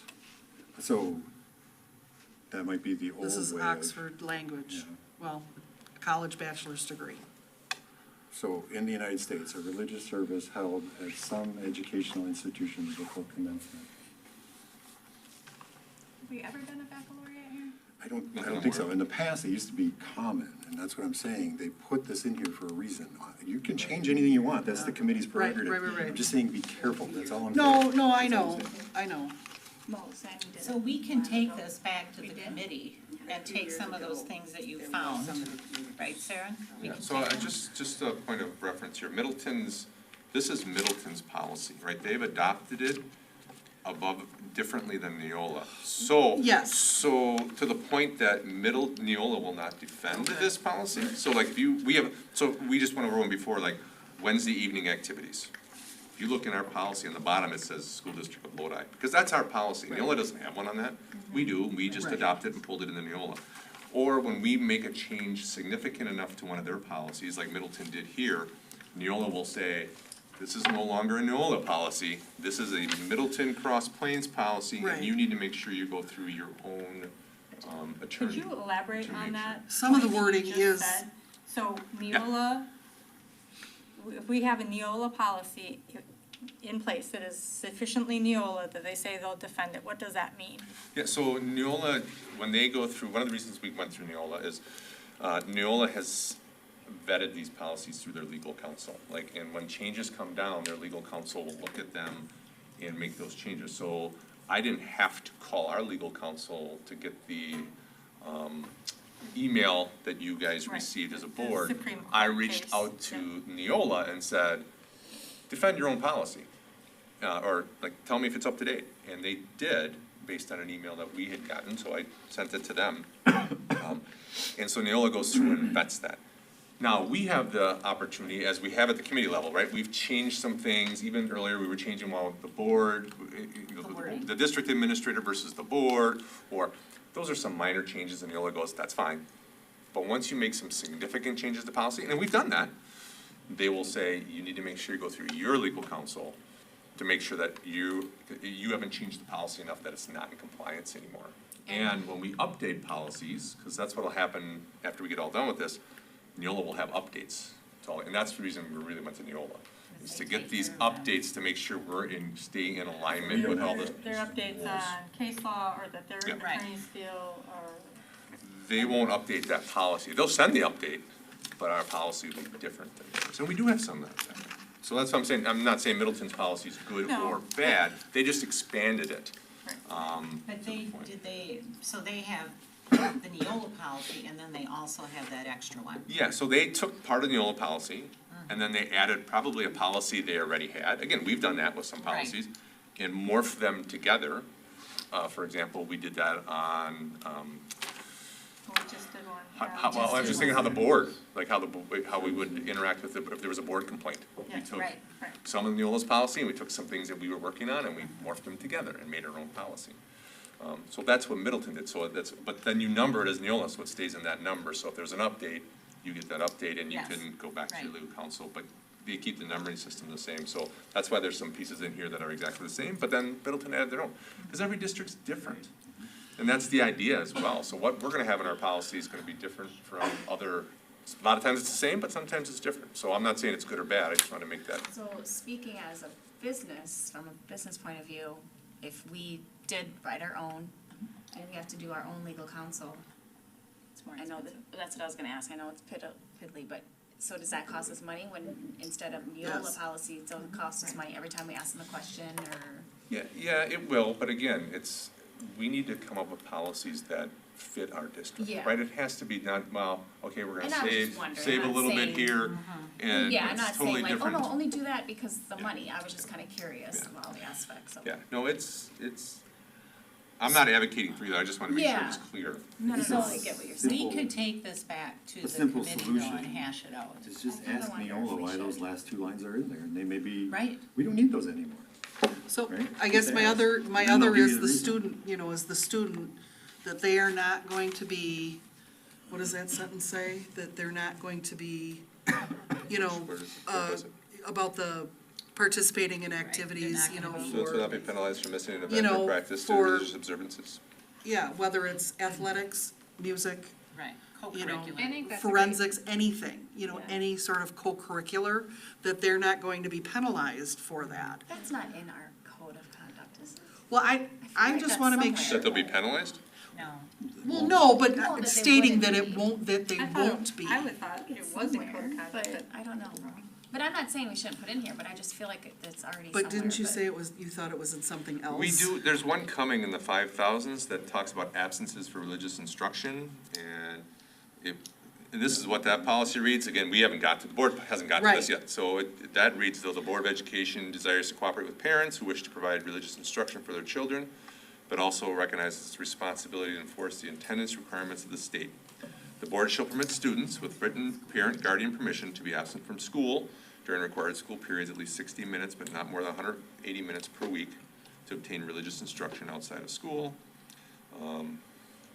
There's just a couple more things, but it doesn't quite say this, talk though. about the co-curriculars. It doesn't talk about co-curriculars, but you sure could add it to Add it that to part. that one. It So, goes in that one Would better. it be possible to send this back to the committee, and then the next committee meeting, even though you're not doing the 5,000s, just do that one, so you guys No, can we kind look of at write it. these together? Yeah, because we had Cover everything? those two from before, we had it Yeah. with And ours. then we should find out, what is in the co-curricular, or the co. Code of conduct. Yeah. Right. Yeah. Because, And would Neola, if we took out those last two sentences, would Neola not support it? Just ask them why they're in there, and then you can make Yeah. that decision, based on whatever they said. well, Because like I you know said, when I was though, on policy, we God, would it's ask, like, well, why is it that in seems there? And like they'd be like, oh, you don't need that all anymore. this And needs to I be guess, said. I just wanna So make, we're talking about it. Exactly. I wanna make 100% sure, I know this says Neola 2023, that this is absolutely 100% for fact, the policy that came out after the SCOTUS ruling. Yeah, that's what we got from the attorney, Okay. from Neola. All If you want me to email our attorney, I can sure do that. Well, I don't know. It'll come I as a mean, cost. I mean, Neola's free, Right. but it's gonna cost our attorney. I mean, There'll be some that's- cost with it. No, I think. That's why we have no. I think, just wanna yeah. make sure. No, I think that's good, though, if the attorney said it, then. Yeah, that's why I asked, right? So Yeah. I had somebody ask, and I figured it would come up at the policy committee, so, I had a Neola meeting the morning, that Wednesday morning, and so their attorney was more than willing to come back and said right away. And it aligns up again with the Department of Ed stuff. It's also Okay. May of this year as well, so Okay. that's all updated as well. Okay, Keep well, my I, middle These finger. last don't two need to lines know. are for us. No, you I'm keep- are you gonna realizing keep they're not it, for bring the it back? staff, I can. they're not for students, Okay. they're for us as the board shall not. I It's can really find just it that too. little bit of piece, I wanna make sure our students are protected for so I that. think we should send, Students first. Yeah, I would again, agree. though, the board probably needs the district again, because that's Yeah, what they do. there you go. is- So yeah. that should say the district should, See, not that's why we district. gotta, I wish they wouldn't do that. Crazy. But I think we should send that one back, and then to the committee, and then if it's possible, at least just take that one. I know, like I said, we're not to that section of all those, but It at might be least, a section yeah, for- maybe. Right, but there's, Because oh, I you think mean you pull reason- that, pull that The one, so 5,000 you could one. the kind of write 5,000 them, one. you could write them together kind of and make sure that we're covering all of our. Because we've run into that before, where we're not quite where there was another policy that we had and we had to go back and forth and back and forth. Yeah, so this would just save, I feel like you're doing it the same Christie meeting, remembers those days, that was before the new committee. so is that possible? Yeah, absolutely. Okay. We can take it back, the policy, if that's what the board wants to do. So I we would don't rather have to do make it a now motion or before we, anything. do we have to make a motion for that? No, it's No, first read, you no, can just kick it back. okay, We'll just take it back to the, Kick it kick back. it back. I think anybody's opposed to kicking it back. I think so this is a all the great rest of them discussion, be though. ready to move forward, but just 8,800, kick back and take it back. Okay, so is there a motion with? We don't I have think to. you need to make a motion. And then Just- there's all no first second reading ones. No, okay. Alright, so let's move on to gifts and donations. I will move to accept with great gratitude the donations of a picnic table valued at approximately $1,120 to the primary school from the family of Ken Martin, and a donation of $2,500 towards the Heritage Park Landscaping Project from Brian Schmidt Enterprises LLC. A second. Motion by Adam, second by Sarah. Any more discussion? All in favor? Aye. Anyone opposed? Motion passed 7-0. And committee reports. CISA 5. These five had their yearly review kind of fancy dinner meeting, which I couldn't make, and I tried to get Angie to go, and she wouldn't go, and I tried to get Terry to go, and she wouldn't go. Nobody could go. Yeah, I I'd know. go, she wouldn't go, and nobody would go, so I couldn't go because I was in Washington. Yeah. Darn it. Yep, such is life. Co-curricular items. Nothing, Okay. right? Nothing. I don't think I have anything. No, Next month. Yeah. athletics are starting. All the sports have now started playing or practicing. First varsity match for tennis is tomorrow, so that's the first athletic event we have. First varsity football game will be Yes, and this all Friday. sports, no more injuries, but football, enough. We've had plenty of injuries already, so Every- I already Every called year. it. I said, no more. Did we get to start our practices any earlier because our school day started? Like we're starting on the 23rd, not the 5th? No, So will we still make that 5-day practice school with, yeah, you still have to Yeah. have all the same rules. Yep, all the- we'll make it, we're good? We started today, right? So, because there's a game on Friday. Yeah, but we've had practice, football started 3 weeks ago. Oh, it's just certain Yeah, right, sports. because but football already started so football- early. And all Football those- started August 1st. So, yeah. But you we have didn't to- get to move our practice time up. No, WIA sets that calendar. You can't They sneeze can't even without, get their the WIA tells you to do that. Would have been So, nice. practices start this day, and you can start them later than that, but you can't start them earlier than, like today is the first day volleyball could have practice. They couldn't have it before then. Where in cross-country, last week swimming and tennis started, the week before that football started. Am I missing anybody? I think so. All right, OSC report, Did not meet. okay. And personnel committee report. Did not meet. All right, this is going real fast. Curriculum committee report. We did meet. Yay. Yes, and so let's see, we had Christy Paskey come and present to us on the K through 12 math department. She gave a report, and it was so great for her to come in because, we're not in a school year, and she had a very thorough report for us, which was awesome.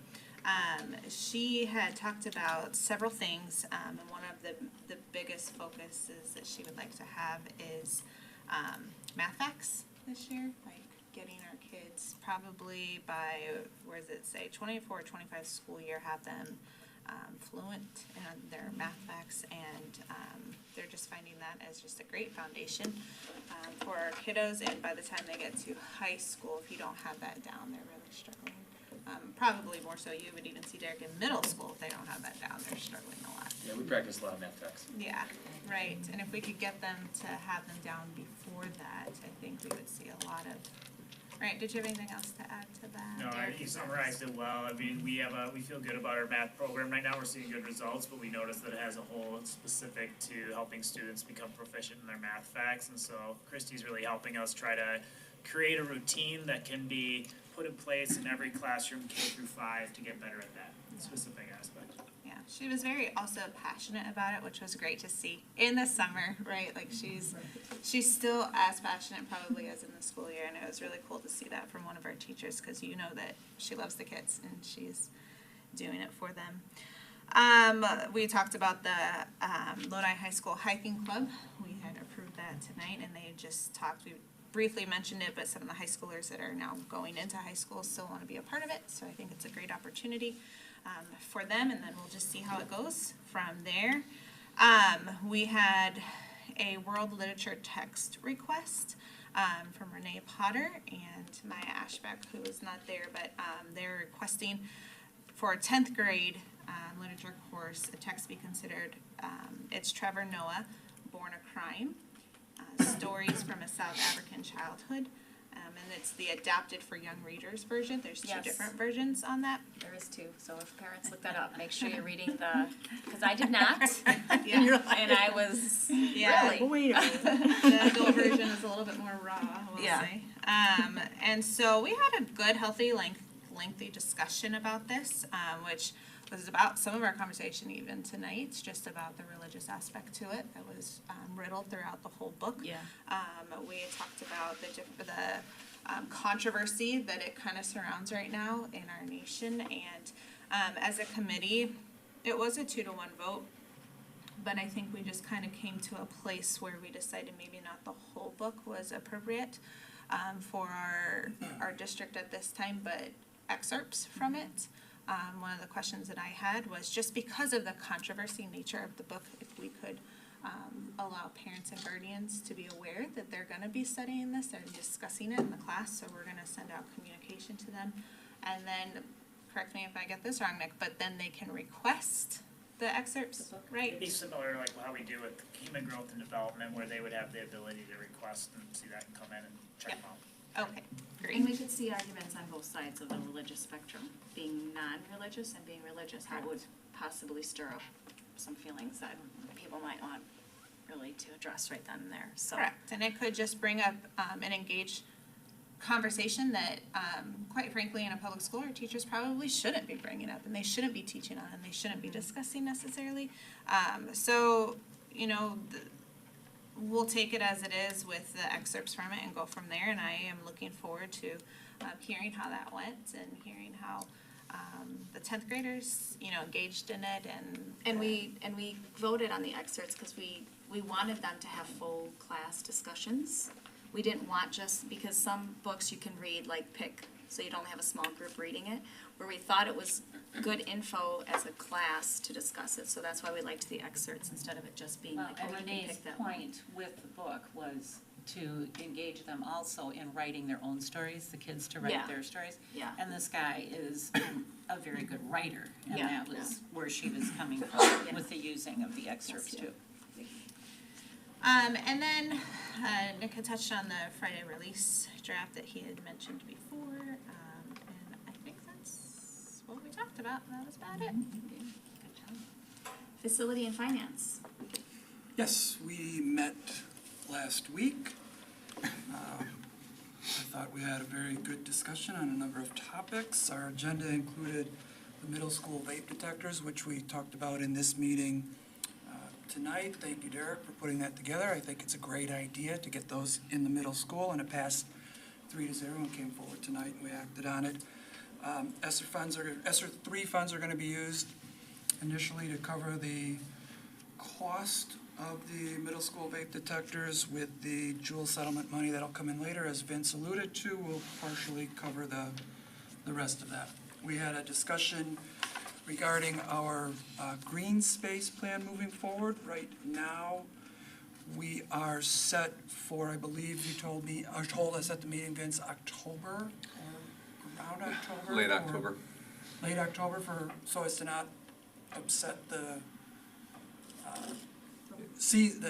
season where they're gonna be Football. playing football on the fields this year.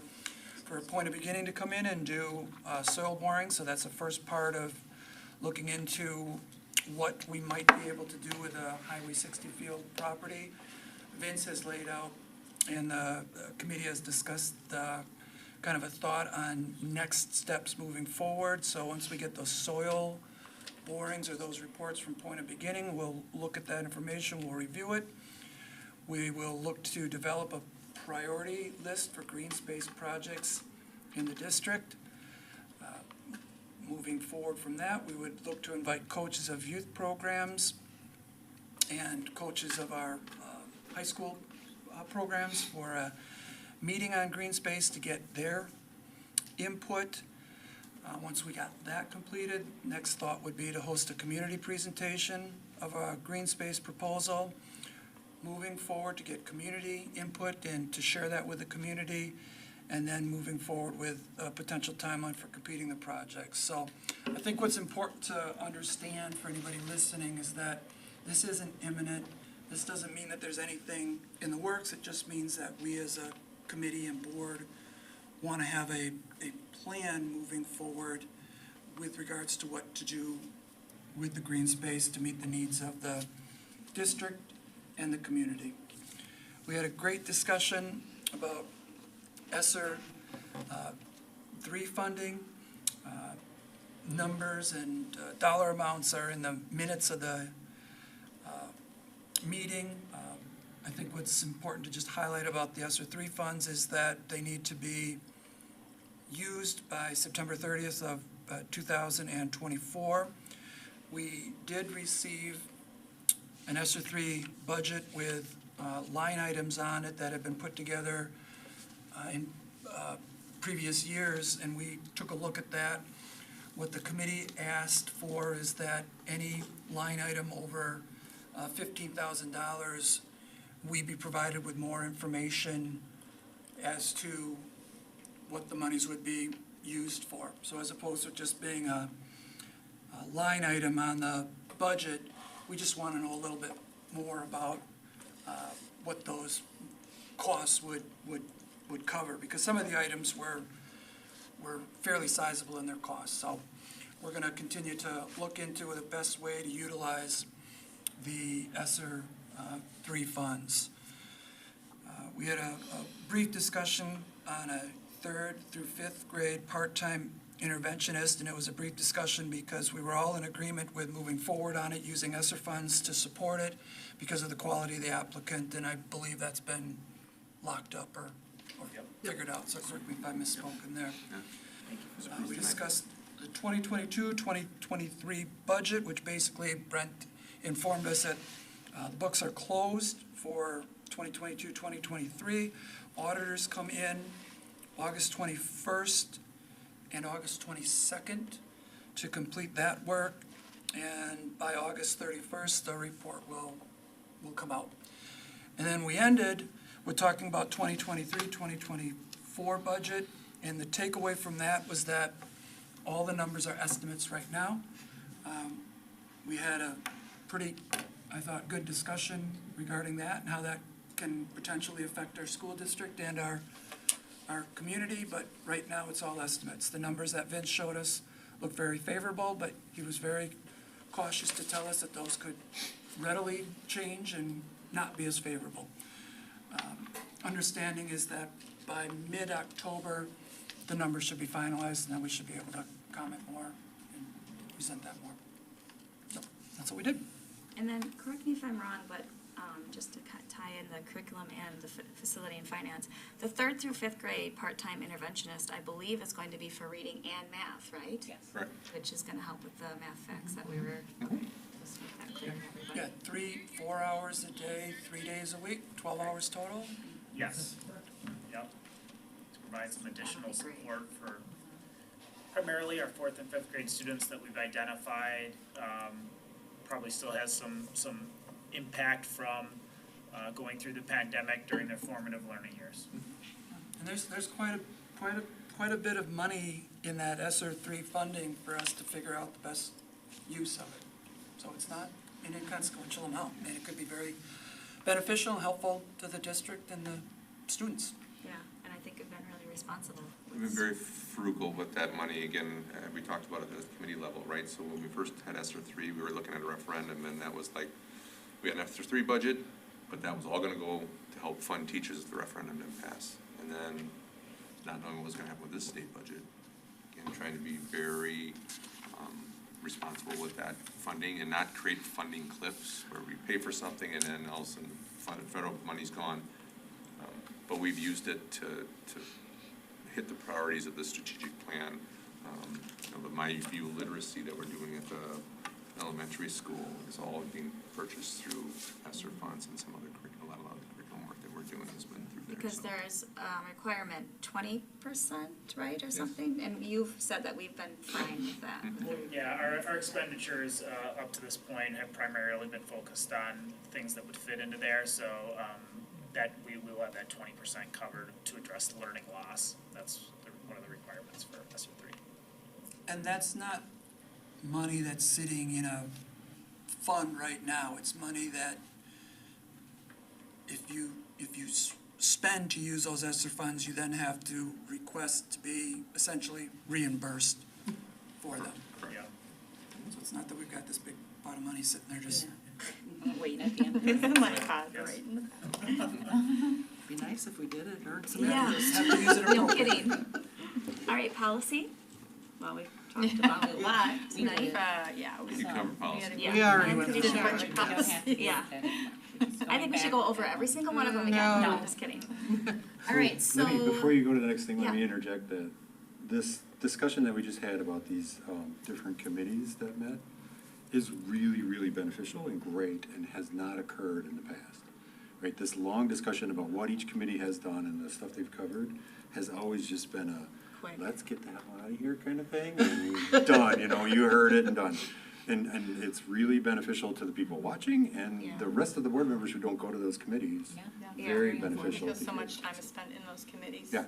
Doing so I just many. wanted to say that the detail that you guys gave was Yeah, spot on. well, I think our board works very well together. There you go. Future meetings and agenda items. So our next regular school board meeting, it will be Monday, September 11th. 5:30 at closed session and 6:30 open. Personnel Committee will be Wednesday, September 6th at 4:30. Curriculum Committee meeting will be Wednesday, September 13th at 4:30. Our Policy Committee meeting will be Wednesday, September 13th at 6. And our Facility and Finance Committee will be Wednesday, September 6th at 6 o'clock. Just a reminder that all of you are invited to breakfast on Yep. Thursday morning at 7:30 for all staff welcome. It's really good breakfast too. It is a really good breakfast. I was And looking there may at be the some tailored look and it was like, gifts Yeah. or something if you show up. I won't be on our personnel committee, I'll be on. Is there any future agenda items that we need to add? We don't have to go back. We don't. Do not have to go back. I'll make a motion to close the. I'll second that. Motion to adjourn by Christie, second by Terry. Any more discussion about anything else? All in favor? Aye. Anyone opposed? Oh, that's surprising. Motion passed 7-0. 8:20 p.m.